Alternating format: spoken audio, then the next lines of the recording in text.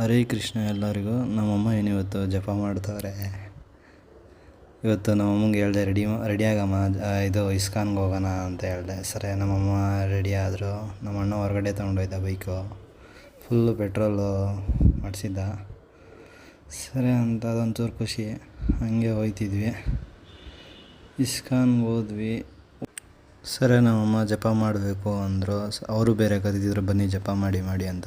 ಸರಿ ನಮ್ಮಮ್ಮ ಜಪ ಮಾಡ್ತೀನಿ ಅಂತ ಕೂತ್ಕೊಂಡು ಭಗವದ್ಗೀತೆಯಲ್ಲಿ ಭಗವಂತ ಹೇಳ್ತೀನಿ, ಯಾರು ನನ್ನನ್ನು ಮನಸ್ಪೂರ್ವಕವಾಗಿ ಸ್ಮರಣೆ ಮಾಡ್ತಾರೋ ಅವ್ರನ್ನ ನಾನು ಉದ್ಧಾರ ಮಾಡ್ತೀನಿ, ಅವ್ರಿಗೆ ಏನಿದೆಯೋ ಅದನ್ನು ಉಳಿಸ್ತೀನಿ, ಏನಿಲ್ವೋ ಅದನ್ನು ಕೊಡ್ತೀನಿ ಅಂತ ಹೇಳ್ತೀನಿ. ಭಗವದ್ಗೀತೆ ಅದೇ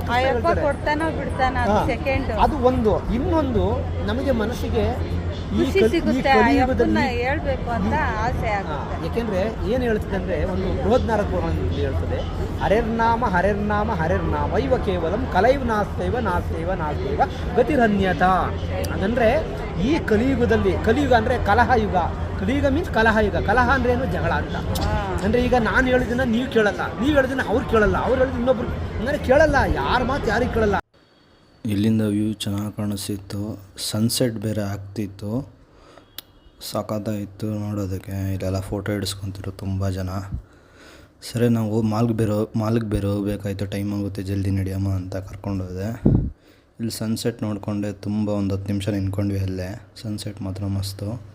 ಆಮೇಲೆ ದರ್ಶನ ಮಾಡಿಕೊಂಡು ಸೀದಾ ಹೊಟ್ಟೆ ಹಸ್ತೈತೆ ಅಂತ ಒಂದು ಸಮೋಸ ತಿಂದ್ವಿ, ಪ್ರಸಾದನೂ ತಿಂದ್ವಿ. ಸರಿ ಅಂತ ಮಾಲ್ಗೆ ಹೋಗೋಣ, ನಮ್ಮಮ್ಮಂಗೆ ಶೂ ಬೇಕಾಗಿತ್ತು. ಸರಿ ಅಂತ ಮಾಲ್ಗೆ ಹೋಗ್ಬಿಟ್ಟು ನಮ್ಮಮ್ಮಂಗೆ ಶೂ ತೋರಿಸಿದ್ವಿ. ಶೂ ಯಾವುದು ಸೆಟ್ ಆಗ್ತಿರ್ಲಿಲ್ಲ. ನಮ್ಮಮ್ಮಂಗೆ ಚೆನ್ನಾಗಿಲ್ಲ ಕಣೋ ಅಂತಿದ್ರು.